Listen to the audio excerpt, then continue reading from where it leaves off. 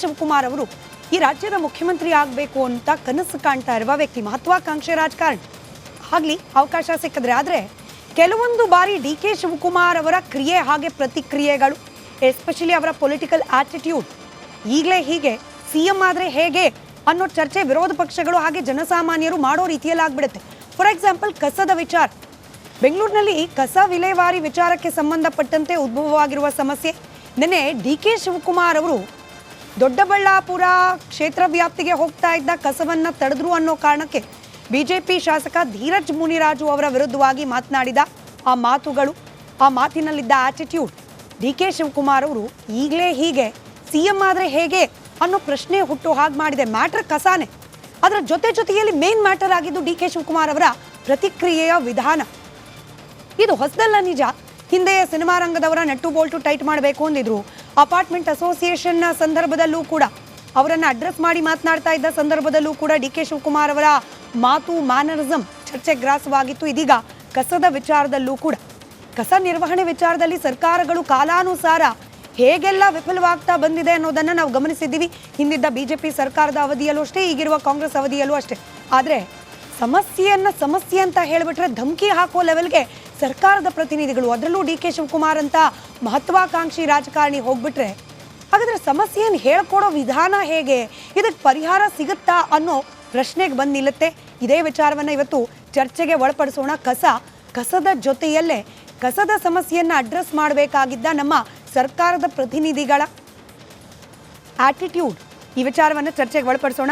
ಚರ್ಚೆಯಲ್ಲಿ ಸದ್ಯಕ್ಕೆ ಬಿಜೆಪಿ ವಕ್ತಾರರಾದ ಅಶೋಕ್ ಗೌಡ್ರಿದ್ದಾರೆ, ಆಮ್ ಆದ್ಮಿ ಪಕ್ಷದ ವಕ್ತಾರರಾದ ದಿನೇಶ್ ಅವರಿದ್ದಾರೆ, ಜೆಡಿಎಸ್ ವಕ್ತಾರರಾದ ರಾಜು ಗೌಡ್ರಿದ್ದಾರೆ. ಕೆಲವೇ ಕ್ಷಣಗಳಲ್ಲಿ ಕಾಂಗ್ರೆಸ್ನ ವಕ್ತಾರರು ಜಾಯಿನ್ ಆಗೋ ನಿರೀಕ್ಷೆ ಇದೆ. ಚರ್ಚೆ ಪ್ರಾರಂಭ ಮಾಡಲಿಕ್ಕೆ ಮುಂಚೆ ಚರ್ಚೆಗೆ ಗ್ರಾಸವಾಗ್ತಾ ಇರುವ ಡಿ.ಕೆ. ಶಿವಕುಮಾರ್ ಅವರ ಹೇಳಿಕೆ, ಅದಕ್ಕೆ ಸಿ.ಟಿ. ರವಿ ಅವರ ಪ್ರತಿಕ್ರಿಯೆ, ಎರಡನ್ನ ಗಮನಿಸಿ ಚರ್ಚೆ ಪ್ರಾರಂಭ ಮಾಡೋಣ. ಆಲ್ MLAs ಎಲ್ಲ ಬ್ಲ್ಯಾಕ್ ಮೇಲ್ ಮಾಡ್ತಾ ಇದ್ದಾರೆ. ಆಲ್ MLAs ಕಸ ಹಾಕಬಾರ್ದು ಅಂತೇಳಿ ಬ್ಲ್ಯಾಕ್ ಮೇಲ್ ಮಾಡ್ತಾ ಇದ್ದಾರೆ. ನಮಗೆ ಫಂಡ್ಸ್ ಬೇಕು, ಅದು ಬೇಕು, ಇದು ಬೇಕು ಅಂತ. ಗೌರವದಿಂದ ಇದ್ದರೆ ಸರಿ, ಇಲ್ಲ ಅಂದರೆ ನಾನು ಎಸ್ಮಾಲಿ ಆ್ಯಕ್ಷನ್ ತೊಗೋಬೇಕಾದಂಥ ಪರಿಸ್ಥಿತಿ ಬರ್ತದೆ. MLA ಆಗಲಿ ಯಾರೇ ಆಗಲಿ, ನಾವು ಮರ್ಸಿಲೆಸ್ಸಾಗೆ ಈ ಕಸನ ನಿಲ್ಲಿಸಿದ್ರೆ ಅವ್ರ ಮನೆ ಮುಂದೆನೇ ಹಾಕ್ಸಿಸ್ತೀನಿ. ಅವ್ರ ಮನೆ ಮುಂದೆನೋ ಇಲ್ಲ BJP ಆಫೀಸ್ಗೆ ಅದೇ ಕಸ ಎತ್ಕೊಂಡೋಗಿ ಲೋಡಲ್ಲಿ ಹಾಕ್ಸ್ತಾಯಿದ್ದೀನಿ. ನೆನ್ನೆ ಅರವಿಂದ್ ಲಿಂಬಾವಳಿ ಮಾಡಿದ್ದಾರೆ. ತಿರ್ಗಾ ಇವತ್ತು ದೊಡ್ಡಬಳ್ಳಾಪುರ MLA ಆ ಕಸ ಇನ್ನೆಲ್ಲಿಗೆ ಹೋಗ್ಬೇಕು? ಅಶೋಕನ ಮನೆಗೆ ಹೋಗ್ಬೇಕು, ಇಲ್ಲ ಅಂದರೆ ವಿಜೇಂದ್ರನ ಮನೆಗೆ ಹೋಗ್ಬೇಕು, ಇಲ್ಲ BJP ಆಫೀಸ್ಗೆ ಹೋಗ್ಬೇಕು. ಅಷ್ಟೇ ಕೆಲಸ. ಏನಕ್ಕೆ ಅವರು ಎಷ್ಟು ಯಾರಿಗೆ ಅಂತ ಬ್ಲ್ಯಾಕ್ ಮೇಲ್ ಮಾಡ್ತಾ ಇದ್ದಾರೆ? ನಾವು ಕಸ ಎಲ್ಲರೂ ಒಂದು ಕಡೆ ಹಾಕ್ಬೇಕಲ್ಲ. ಹಿಂದೆ ಮೊದಲಿಂದ ನಾವು ಏನು ಮಾಡ್ಕೊಂಡು ಬರ್ತಾ ಇದ್ದೋ ಆ ಕೆಲಸ ನಾವು ಮಾಡ್ಕೊಂಡು ಬರ್ತೀವಿ. ಈಗ ಹೊಸ ಅವ್ರಿಗೆ ಫಂಡ್ಸ್ ಬೇಕು ಅಂತ, ಅವ್ರ ಕ್ಷೇತ್ರಕ್ಕೆ ಡೆವಲಪ್ಮೆಂಟ್ ಫಂಡ್ ಬೇಕು ಅಂತ ಅಂದ್ಬಿಟ್ಟು ಬ್ಲ್ಯಾಕ್ ಮೇಲ್ ಮಾಡ್ತಾ ಇದ್ದಾರೆ. ಕೈಗಾರಿಕೋದ್ಯಮಿಗಳು ಪ್ರಶ್ನೆ ಮಾಡಿದ್ರೆ, ಟ್ರಾಫಿಕ್ ಬಗ್ಗೆ ಪ್ರಶ್ನೆ ಮಾಡಿದ್ರೆ ಅವ್ರಿಗೆ ಧಮಕಿ ಹಾಕ್ತಾರೆ. ಕಸದ ಸಮಸ್ಯೆ ಕುರಿತಾಗಿ ಪ್ರಶ್ನಿಸಿದರೆ BJP ಆಫೀಸ್ ಮುಂದೆ ಕಸ ಸುರಿತೀನಿ ಅಂತ ಧಮಕಿ ಹಾಕ್ತಾರೆ. ಅವರಿಗೆ ಬೆದರಿಕೆ ಹಾಕ್ತಾರೆ. ಮಾನ್ಯ ಡಿ.ಕೆ. ಶಿವಕುಮಾರ್ ಸಾಹೇಬ್ರೆ, ತಮ್ಮ ಬ್ರಾಂಡ್ ಬೆಂಗಳೂರಿನ ಮಾದರಿ ಇದೇನಾ? ಅಂದರೆ ಪ್ರಶ್ನಿಸಿದವರಿಗೆ ಧಮಕಿ ಹಾಕೋದು, ಕಸ ಸುರಿತೀನಿ ಅಂತ ಆ ದಿನಗಳ ನೆನಪು ಮಾಡಿಕೊಂಡು ಗುಂಡಾ ಸ್ಟೈಲ್ನಲ್ಲಿ ಮಾತಾಡೋದು, ಇದು ನಿಮ್ಮ ಬ್ರಾಂಡ್ ಬೆಂಗಳೂರ? ಕೈಗಾರಿಕೋದ್ಯಮ ಕಾಂಗ್ರೆಸ್ ವಕ್ತಾರರು ಇದ್ದಿದ್ರೆ ಅವರಿಂದಲೇ ಚರ್ಚೆಯನ್ನು ಪ್ರಾರಂಭ ಮಾಡಬೇಕಾಗಿತ್ತು. ಅವರ ಆಬ್ಸೆನ್ಸ್ನಲ್ಲಿ ಬಿಜೆಪಿ ವಕ್ತಾರರಿಗೆ ಪ್ರಶ್ನೆ ಕೇಳ್ತಾ, ಅಶೋಕ್ ಗೌಡ್ರೆ, ಬ್ಲ್ಯಾಕ್ ಮೇಲ್ ಮಾಡ್ತಿದ್ದೀರಂತೆ ಬಿಜೆಪಿಯ ಶಾಸಕರೆಲ್ಲ ಸೇರಿಕೊಂಡು, ಫಂಡ್ಸ್ ಬೇಕು, ಗ್ರಾಂಟ್ ಬೇಕು, ಇತ್ಯಾದಿ. ನೀವು ಫಂಡ್ಸ್ ಕೊಡಲಿಲ್ಲ ಅಂದರೆ ಕಸ ನಮ್ಮ ಏರಿಯಾ ಒಳಗೆ ಬಿಟ್ಕೊಳ್ಳೋಲ್ಲ ಅಂದರೆ ಬ್ಲ್ಯಾಕ್ ಮೇಲ್ ರಾಜಕಾರಣಕ್ಕೆ ಇಳಿದಿದೆಯಾ BJP ಅಂತ? ನೋಡಿ, ನಮಗೆ ಬ್ಲ್ಯಾಕ್ ಮೇಲ್ ಮಾಡೋಂಥದ್ದು ಯಾವುದೂ ಪ್ರಮಾದ ಇಲ್ಲ. ನಿನ್ನೆ ಧೀರಜ್ ಮುನಿರಾಜು ಅವರು ಸ್ಪಷ್ಟವಾಗಿ ಹೇಳಿದ್ದಾರೆ. ಏನಂತ ಹೇಳಿದ್ರೆ, ಅವರ ಕ್ಷೇತ್ರದಲ್ಲಿ ಅಂದರೆ ದೊಡ್ಡಬಳ್ಳಾಪುರದಲ್ಲಿ ಏನು ತ್ಯಾಜ್ಯ ವಿಲೇವಾರಿ ಘಟಕ ಇದೆ, ಆ ತ್ಯಾಜ್ಯ ವಿಲೇವಾರಿ ಘಟಕ ಇರತಕ್ಕಂತಹದಕ್ಕೆ ಕೆಪಾಸಿಟಿ ಇದೆ ಮತ್ತು ಕೇವಲ ಬೆಂಗಳೂರು ನಗರದ ಒಂದಷ್ಟು ಕಸ ಮಾತ್ರ ಹಾಕಬೇಕಾಗಿರ್ತಕ್ಕಂಥದ್ದು ಅಂತ ಹೇಳಿದ್ದಾರೆ. ಒಂದು ಪಾರ್ಟ್ ಅದು. ನಾನು ಇದರಲ್ಲಿ ಸ್ಮಿತಾ, ನಾನು ಕ್ಲಿಯರಾಗಿ ಹೇಳೋಕ್ಕೆ ಇಷ್ಟಪಡ್ತೇನೆ. ನಾನು I am an architect, qualified architect, also a planner, and also my favorite subject is solid waste management. I also have taught in university level allu ಪಾಠ ಮಾಡಿದ್ದೀನಿ. ಅದರಿಂದಾಗಿ ನಾನು ಎರಡು ವಿಚಾರದಲ್ಲಿ ಇದನ್ನ ನೋಡ್ತೇನೆ. ಒಂದು, ಬಿ ಜೆ ಪಿ ವಕ್ತಾರನಾಗಿ ನಾನು ಎರಡೇ ಪದ ಹೇಳ್ತೀನಿ ಡಿ ಕೆ ಶಿವಕುಮಾರ್ ಅವ್ರಿಗೆ. ಡಿ ಕೆ ಶಿವಕುಮಾರ್ ಅವ್ರದ್ದು ನೀವೇ ಹೇಳಿದ್ರಿ ನಟ್ಟು ಬೋಲ್ಟ್ ಕಲ್ಚರ್ ಅಂತ ಹೇಳಿ. ಆ ನಟ್ಟು ಬೋಲ್ಟ್ ಕಲ್ಚರು ಅಥವಾ ಕೋತ್ವಾಲ್ ಕಲ್ಚರು ಇನ್ನೂ ಹೋಗಿಲ್ಲ ಡಿ ಕೆ ಶಿವಕುಮಾರ್. ಅಷ್ಟು ನಾನು ಬಿ ಜೆ ಪಿ ಇದು. ಆದರೆ ಇದರಲ್ಲಿ ಒಂದು ಎಕ್ಸ್ಪರ್ಟ್ನ ಒಪಿನಿಯನ್ ಬೇಕಾಗಿದೆ. ಅನೇಕ ವರ್ಷಗಳಿಂದ ಅನೇಕ ಚರ್ಚೆಗಳಾಗಿದೆ. ಬೆಂಗಳೂರು ನಗರದ ಕಸ ಏನಿದೆ, ನೀವು ಏನಾಗುತ್ತೆ, ಅಧಿಕಾರದಲ್ಲಿ ಬರ್ತಕ್ಕಂಥವರು ಒಂದು ವಿಚಾರ, ಆದರೆ ಈ ಅಧಿಕಾರಿಶಾಹಿ ಏನಿದೆಯಲ್ಲ, ಇವರು ಇದರಲ್ಲಿ ಒಂದು ದೊಡ್ಡ ಆ್ಯಂಗಲ್ನ ನೋಡ್ತಿದ್ದಾರೆ. ಏನು? ದುಡ್ಡಿನ ಆ್ಯಂಗಲ್ನ ನೋಡ್ತಿರ್ತಾರೆ ಅಂತಕ್ಕಂಥದ್ದು. ಯಾಕೆ ಅಂತ ಹೇಳಿದ್ರೆ, ಕಸಕ್ಕೆ 4 ಸಗ್ರಿಗೇಷನ್ ಆಗಬೇಕು, ಬೇಸಿಕ್ ಪ್ರೈಮರಿ.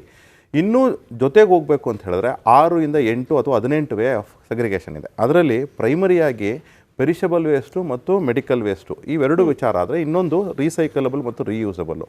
ಅನೇಕ ಥಿಯರೀಸ್ ಇದೆ, ಅನೇಕ ಎಕ್ಸಾಂಪಲ್ಸ್ ಇವೆ. ಇದಕ್ಕೆಲ್ಲನೂ ರೀಯೂಸಬಲ್ ರೀಸೈಕಲಬಲ್ಗೆ ತಲೆನೇ ಕೆಡಿಸ್ಕೊಳ್ತಾ ಇಲ್ಲ. ಉದಾಹರಣೆಗೆ ಬೆಂಗಳೂರಿನಲ್ಲಿ ಜನರೇಟ್ ಆಗ್ತಕ್ಕಂತಹ 12.5 ಮೆಟ್ರಿಕ್ ಟನ್ ಕಸ ಏನಿದೆ, ಅದರಲ್ಲಿ ನೀವೇನಾದ್ರೂ ಅಕಸ್ಮಾತ್ 4 ಸಗ್ರಿಗೇಷನ್ ಮಾಡಿದ್ರೆ ರೀಯೂಸಬಲ್ ರೀಸೈಕಲಬಲ್ಗೆ ರ್ಯಾಕ್ ಪಿಕರ್ಸು ಅಥವಾ ಯಾರು ಬಂದು ಕಸನ ಕಲೆಕ್ಟ್ ಮಾಡ್ಕೊಂಡು, ಪೇಪರ್ ಇರ್ಬೋದು, ಬಾಟ್ಲ್ ಇರ್ಬೋದು, ಬೇರೆ ಬೇರೆ ಇದಿರ್ಬೋದು, ಅದು ಬಟ್ಟೆ ಇರ್ಬೋದು, ಇದನ್ನೆಲ್ಲನೂ ಕಲೆಕ್ಟ್ ಮಾಡ್ಕೊಂಡು ಹೋಗೋದಕ್ಕೆ ಅದು ಇನ್ಕಮ್ ಜನರೇಟ್ ಮಾಡುತ್ತೆ. ಯಾರ ಮನೇಲಿ ಕಸ ಉತ್ಪತ್ತಿ ಆಗುತ್ತೆ ಅವ್ರಿಗೆ. ಎರಡನೇದು, ಮೆಡಿಕಲ್ ವೇಸ್ಟು ಮತ್ತು ಪೆರಿಷಬಲ್ ವೇಸ್ಟ್ ಏನಿದೆ, ಇದನ್ನು ಮಾತ್ರ ಸರ್ಕಾರ ಕಲೆಕ್ಟ್ ಮಾಡಬೇಕು. ಸರ್ಕಾರ ಕಲೆಕ್ಟ್ ಮಾಡಿದಾಗ ಮೆಡಿಕಲ್ ವೇಸ್ಟ್ ಏನಿದೆ ಅದನ್ನು ಮಾತ್ರ ಡಿಸ್ಪೋಸ್ ಮಾಡಬೇಕು. ಪೆರಿಷಬಲ್ ವೇಸ್ಟ್ ಏನಿದೆ ಸರ್ಕಾರ ಅಲ್ಲ, ಆ್ಯಕ್ಚುಲಿ ಲೋಕಲ್ ಲೆವೆಲಲ್ಲಿ ಕಲೆಕ್ಟ್ ಆಗಬೇಕು, ಲೋಕಲ್ ಲೆವೆಲಲ್ಲೇ ಅದು ಯುಟಿಲೈಸೇಷನ್ ಆಗಬೇಕು ಅಂತಕ್ಕಂಥ. ಅಂದರೆ ಉದಾಹರಣೆಗೆ ಈಗ ಶಾಂತಿ ನಿಕೇತನ ಇರ್ಬೋದು, ಎಲಿಸಿಟಾ ಇರ್ಬೋದು, ಅಥವಾ ನಮ್ಮ HSR ಲೇಔಟ್ನ ಒಂದು ಪ್ರದೇಶ ಇರ್ಬೋದು, ಇಲ್ಲಿ ಎಲ್ಲವೂ ಸಹ ತ್ಯಾಜ್ಯ ವಿಲೇವಾರಿಗೆ ಒಂದು ಘಟಕಗಳಿವೆ. ಅಲ್ಲಿ ತುಂಬ ಅದ್ಭುತವಾದಂಥ ಕೆಲಸಗಳಾಗ್ತಾ ಇದೆ. ಅಂದರೆ HSR ಏನಿದೆ, ಈಗ ಶಾಂತಿನಿಕೇತನ ಆದರೂ ಒಂದು ಕ್ಲೋಸ್ಡ್ ಕಾಂಪೌಂಡು, ಗೇಟೆಡ್ ಕಮ್ಯುನಿಟಿ. ಅದು ಎಲ್ಸಿಟಾನು ಅಷ್ಟೇ ಒಂದು ಲಿಮಿಟೆಡ್ ಏರಿಯಾ, ಒಂದು ಕ್ಲೋಸ್ಡ್ ಕಮ್ಯುನಿಟಿ ಅಂತ ಇಟ್ಕೊಳ್ಳೋಣ. ಆದರೆ HSR ಅಲ್ಲಿ ಕ್ಲೋಸ್ಡ್ ಕಮ್ಯುನಿಟಿ ಅಲ್ಲ ಅದು. ಆದರೆ ಅಲ್ಲಿನ ಬರ್ತಕ್ಕಂಥ ಕಸಕ್ಕೆ ಅಲ್ಲಿನ ಲೋಕಲ್ ಪ್ರತಿನಿಧಿಗಳು ಒಂದು ಸೊಲ್ಯೂಷನ್ ಹುಡುಕಿದ್ದಾರೆ. ಯಾವ ರೀತಿ ಪೆರಿಷಬಲ್ ವೇಸ್ಟು ಸಗ್ರಿಗೇಟ್ ಆಗ್ತದೆ, ಆ ಸಗ್ರಿಗೇಷನನ್ನು ಅವರು ಕಾಂಪೋಸಿಟ್ ಆಗಿ ಮಾಡಿ ಆ ಕಾಂಪೋಸಿಟ್ನ ಮಾರ್ತಿದ್ದಾರೆ. ಈಗ ಪಾಪ, ಈಗ ನೀವೇನಾದರೂ ಆ್ಯಕ್ಚುಲಿ ಕಾಂಗ್ರೆಸ್ನ ಇವತ್ತು ನಿಜವಾದ ರೆಪ್ರೆಸೆಂಟೇಟಿವ್ ಬರಬೇಕಾಗಿದ್ರೆ ಕಾಂಪೋಸಿಟ್ ವೇಸ್ಟ್ನ ಯಾರು ಚೇರ್ಮನ್ ಇದ್ದಾರೆ, ನಟರಾಜ್ ಗೌಡ್ರು, ಅವ್ರು ಬರಬೇಕಾಗಿತ್ತು. ಅವ್ರು ಬಂದಿದ್ರೆ ಅವ್ರಿಗೆ ಯಾವ ರೀತಿ ಸರ್ಕಾರ ಅಧಿಕಾರ ಕೊಟ್ಟಿದೆ ಅನ್ನೋದನ್ನು ಅವ್ರು ಎಕ್ಸ್ಪ್ಲೈನ್ ಮಾಡಬೇಕಾಗಿತ್ತು. ಯಾಕಂದರೆ ನೀವು ಒಂದು ಪರ್ಸ್ನಲ್ ಇಂಟ್ರ್ಯೂ ಮಾಡಿ ಆವಾಗ ಅವರೇ ಹೇಳ್ತಾರೆ ಅಧಿಕಾರನೇ ಕೊಟ್ಟಿಲ್ಲ, ಸುಮ್ಮನೆ ನಾಮಕಾವ್ಯಸ್ಥ ಇರತಕ್ಕಂಥ ಕಾಂಪೋಸಿಟ್ ಡೆವಲಪ್ಮೆಂಟ್. ನೀವು ಇಷ್ಟೊತ್ತವರೆಗೂ ಸೊಲ್ಯೂಷನ್ ಹೇಳ್ತಿದ್ರಿ, ಹಾಗಾಗಿ ಇಂಟ್ರಪ್ಟ್ ಮಾಡ್ತಾ ಇರಲಿಲ್ಲ. ಬಟ್ ಇಲ್ಲಿ ಪಾಲಿಟಿಕ್ಸ್ ಕೂಡ ಇದೆಯಲ್ಲ. ಅಂದರೆ 7 ರಿಂದ 8 ಕಸ ಎಲ್ಲೆಲ್ಲ ಡಂಪ್ ಮಾಡಬೇಕು ಅಥವಾ ವಿಲೇವಾರಿ ಮಾಡಬೇಕು, ಅದಕ್ಕೆ ನಿಗದಿತ ಸ್ಥಳಗಳಿದ್ದು ಬೇರೆ ಎಲ್ಲೂ ಪ್ರಾಬ್ಲಮ್ ಬರ್ತಾ ಇಲ್ಲ. ಕೇವಲ ಬಿಜೆಪಿ ಶಾಸಕರು ಇರ್ತಕ್ಕಂಥ ಜಾಗದಲ್ಲೇ ಪ್ರಾಬ್ಲಮ್ ಬರ್ತಿದೆ. ಅಂದ್ರೆ ಕಾಂಗ್ರೆಸ್ನ ಶಾಸಕರು ಆರಾಮಾಗಿ ಕಸ ಹಾಕಿಸ್ಕೊಳ್ತಿದ್ದಾರೆ ತಮ್ಮ ಕ್ಷೇತ್ರದಲ್ಲಿ, ಬಿಜೆಪಿ ಶಾಸಕರು ಮಾತ್ರ ಅಬ್ಜೆಕ್ಟ್ ಮಾಡ್ತಿದ್ದಾರೆ. ಮಹದೇವಪುರ ಬಿಜೆಪಿ ಶಾಸಕಿ, ಈಗ ಇವರು ಧೀರಜ್ ಮುನಿರಾಜು ಅವರು ಬಿಜೆಪಿ ಶಾಸಕರು. ನೋಡಿ, ಈಗ ಅಲ್ಲಿ ಮಹದೇವಪುರದಲ್ಲಿ ಏನು ಕ್ಷೇತ್ರ ಇದೆ, ಅದು ಎಲ್ಲಿ ಬಾಗ್ಲೂರ್ ಹತ್ರ ಬರುತ್ತೆ, ಚಾಕ್ಲೇಟ್ ಬಾಗ್ಲೂರು ಏರ್ಪೋರ್ಟ್ ರೋಡಲ್ಲಿ, ಅದು ಮಹದೇವಪುರಕ್ಕೆ ಒಂದು ಅಟ್ಯಾಚ್ ಆಗ್ತಕ್ಕಂಥ ಕ್ಷೇತ್ರ. ಅದು ಆ ಕ್ಷೇತ್ರದಲ್ಲಿ ಏನಾಗಿದೆ, ಯಾವುದೋ ಒಂದು ರೋಡ್ ಡೆವಲಪ್ ಆಗಿರಲ್ಲ ಅಂತ ಹೇಳಿ ಒಂದು ರೋಡು ಇದೇ ಥರ ಕಸದ ಟ್ರಕ್ಕು ಒಂದು ಹುಡುಗನಿಗೆ ಆಕ್ಸಿಡೆಂಟ್ ಮಾಡ್ತು ಅಂತ ಹೇಳಿ ಅಲ್ಲಿನ ಜನ ಗಲಾಟೆ ಮಾಡ್ತಿದ್ದಾರೆ. ಅವರೇನು ಹೇಳ್ತಾರೆ, ನಮ್ಗೆ ರೋಡ್ ಹಾಕ್ಸಿ ಅದಾದಮೇಲೆ ಕಸದ ವೆಹಿಕಲ್ ತಗೊಂಡ್ಬನ್ನಿ ಅಂತ ಹೇಳ್ತಾರೆ. ಆದರೆ ಧೀರಜ್ ಮುನ್ರಾಜು ಅವ್ರದ್ದೇನಿದೆ, ಅವರು ಕ್ಲಿಯರಾಗಿ ಹೇಳ್ತಾರೆ, ಇಲ್ಲಿ ಹಾಕ್ಬೇಕಾಗಿರ್ತಕ್ಕಂಥ ಕಸ ಏನಿದೆ ಅದು 700 ಮೆಟ್ರಿಕ್ಕಿಂತ ಜಾಸ್ತಿ ಆಗಬಾರ್ದು ಪ್ರತಿ ವಾರ್ಷಿಕವಾಗಿ. ಆ ಕಸನ ನೀವು ಲಿಮಿಟೆಡ್ ಕಸಕ್ಕೆ ಏನು ಪ್ರಾವಿಷನ್ ಕೊಟ್ಟಿದ್ದೀವಿ ಅಂದರೆ, ಉದಾಹರಣೆಗೆ ಅವ್ರು ಹೇಳಿರ್ತಕ್ಕಂಥದ್ದು ಬೆಂಗಳೂರು ಈಸ್ಟು, ಅಂದರೆ ಇವತ್ತಿನ ಬೆಂಗಳೂರಿನ ಈಸ್ಟ್ ಕಾರ್ಪೊರೇಷನ್ನು ಮತ್ತು ನಾರ್ತ್ ಪಾರ್ಟ್ನ ಒಂದು ಕಾರ್ಪೊರೇಷನ್ ಮಾತ್ರಕ್ಕೆ ಅಲ್ಲಿಗೆ ಪರ್ಮಿಷನ್ ಕೊಟ್ಟಿರೋದು. ಆದರೆ ನೀವು ಇಡೀ ಬೆಂಗಳೂರು ಕಸ ತೊಗೊಂಡೋಗ್ಬಿಟ್ಟು ಇವತ್ತು ಧೀರಜ್ ಮುನ್ರಾಜು ಅವ್ರ ಕ್ಷೇತ್ರ ದೊಡ್ಡಬಳ್ಳಾಪುರಕ್ಕೆ ಹಾಕ್ಬಿಡ್ತೀವಿ ಅಂದರೆ ಏನರ್ಥ? ಒಂದು, ಇದು ಫಸ್ಟ್ ಆಫ್ ಆಲ್ ಸೊಲ್ಯೂಷನ್ ಅಲ್ಲ. ಧೀರಜ್ ಮುನಿರಾಜು ಅವ್ರ ಕ್ಷೇತ್ರಕ್ಕೆ ಇವತ್ತಲ್ಲ ಹೋಗ್ತಿರೋದು. ಸ್ಮಿತಾ, ನಾನು ಇವತ್ತು ನಿರ್ಧಾರ ಆಗಿದೆ. ಹೊಸದಾಗಿ ಅಬ್ಜೆಕ್ಟ್ ಮಾಡುವಂತದ್ದು ಆಯ್ತು, ಹೆಚ್ಚುವರಿಯಾಗಿ ತರಬೇಡಿ, ಓಕೆ, ಕಸಾನೇ ತರಬೇಡಿ ಅಂತಂದ್ರೆ ಅಲ್ಲ, ಅವ್ರು ಹಂಗೆ ಹೇಳಲೇ ಇಲ್ಲ, ಹೆಚ್ಚುವರಿಯಾಗಿ ತರಬೇಡಿ ಅಂತಾನೆ ಹೇಳಿದ್ದು. ಒಂದು. ಎರಡನೇದು ಏನು ಅಂತ ಹೇಳಿದ್ರೆ, ಇವತ್ತು ಡಿ ಕೆ ಶಿವಕುಮಾರ್ 2024 ಡಿಸೆಂಬರ್ ತಿಂಗಳಲ್ಲಿ ಒಂದು ಪ್ರೆಸ್ ಮೀಟ್ ಮಾಡಿ ಹೇಳ್ತಾರೆ, ಕಸಕ್ಕೆ ಒಂದು ಸೊಲ್ಯೂಷನ್ ಅವರೇ ಹೇಳ್ತಾರೆ. ನಾನು ಏನು ಟೆಕ್ನಿಕಲ್ ಎಕ್ಸ್ಪರ್ಟ್ ಆಗಿ ಹೇಳಿದ್ದೇನೆ, ಯಾಕಂದ್ರೆ ಡಿ ಕೆ ಶಿವಕುಮಾರ್ ಅವರಿಗೆ ಅರ್ಬನ್ ಡೆವಲಪ್ಮೆಂಟ್ ಮಿನಿಸ್ಟರ್ ಆಗಿ ಅನುಭವ ಇದೆ, ಕೋಆಪರೇಟಿವ್ ಮಿನಿಸ್ಟರ್ ಆಗಿ ಅನುಭವ ಇದೆ, ಮತ್ತು ಬೆಂಗಳೂರಿನಲ್ಲಿ ನಾನು ಇದ್ದೀನಿ ಅಂತಕ್ಕಂಥದ್ದು ಅವ್ರು ಏನೇನು ಹೇಳಿದ್ರು ಅದನ್ನು ನಾನು ಸಂಪೂರ್ಣವಾಗಿ ಒಪ್ತೇನೆ. ಆವತ್ತಿನ ಪ್ರೆಸ್ ಮೀಟಲ್ಲಿ 2024 ಪ್ರೆಸ್ ಮೀಟಲ್ಲಿ ಏನಂತ ಹೇಳಿದ್ರೆ, ಕಾಂಪೋಸಿಟ್ನ ಡೆವಲಪ್ ಅಂದರೆ ಡಿಫ್ರೆನ್ಷಿಯೇಟ್ ಮಾಡೋಕ್ಕೆ ಮತ್ತು ಯಾವ ರೀತಿ ಸಗ್ರಿಗೇಷನ್ ಆಗಬೇಕು ಅದು ಸೈಂಟಿಫಿಕ್ಕಾಗಿ ಜನ ಮಾಡ್ತಿಲ್ಲ. ಜನ ಮಾಡೋದಿಲ್ಲ ಸ್ವಾಮಿ, ಯಾವತ್ತೂ ಜನ ಮಾಡಲ್ಲ. ನಿಮ್ಮ ಅಧಿಕಾರಿಗಳಿಗೆ ನೀವು ಏನು ಧಮಕಿ ಇವತ್ತು ಬಿ ಜೆ ಪಿಯವ್ರಿಗೆ ಹಾಕ್ತಿದ್ದೀರಾ, ಆ ಧಮಕಿನ ನೀವು ಅಧಿಕಾರಿಗಳಿಗೆ ಹಾಕಿ. ಅಧಿಕಾರಿಗಳ ಮೇಲೆ ನೀವು ಹೇಳಬೇಕು ಸಗ್ರಿಗೇಷನ್ಗೆ ಯಾವ ರೀತಿ ಹಂಗಂತ ಎಜುಕೇಟ್ ಧಮಕಿ ಮಾಡ್ತೀರಾ ಕಲ್ಚರ್ನ ಅಂತ. ನೀವು ಕೂಡ ಇಲ್ಲ ನಾನು support ಇಲ್ಲ ಮಾಡ್ತಿದ್ದೀರಿ ಇಲ್ಲ ಅಂತ ನಿಮಿಷ ನಾನು ಸರಿಯಾಗಿ ಧಮಕಿ ಕಲ್ಚರ್ ಅಧಿಕಾರಿಗಳು ಜನನೇ. ಇಲ್ಲ ನಾನು ಹೇಳೋದೇನು ಅಂದರೆ ಏನಾಗಿದೆ ಗೊತ್ತಾ ಸ್ಮಿತಾ, ನಾನು ಏನಕ್ಕೆ ಈ ಥರ ಈ ಪದ ಉಪಯೋಗಿಸ್ತೀನಿ ಅಂದರೆ ನನಗೆ ನೆನಪಿದೆ, ನಾನು 2009ರಲ್ಲಿ ಒಂದು ಪ್ಯಾನಲಲ್ಲಿ ಕೂತ್ಕೊಂಡಿದ್ದೆ. ಸರಿ. ತಾವು ಅವತ್ತು ಯಾವುದೋ ಒಂದು ಚಾನಲಲ್ಲಿ ಇದ್ರೋ ಇಲ್ಲ ಗೊತ್ತಿಲ್ಲ ನನಗೆ. ಆವತ್ತು ಒಂದು ನಮ್ಮ ರಂಗನಾಥ್ ಭರದ್ವಾಜ್ ಅವರು ಚಾನಲ್ ನಡೆಸ್ತಾ ಅಂದರೆ ಅವರು ಕೂತ್ಕೊಂಡಿದ್ದಂಥ ಪ್ಯಾನಲಲ್ಲಿ ನನ್ನ ಒಬ್ಬ ಎಕ್ಸ್ಪರ್ಟ್ ಅಂತ ಕರೆದಿದ್ರು. ಯಾಕಂದ್ರೆ ನಾನು ಆ ಟೈಮ್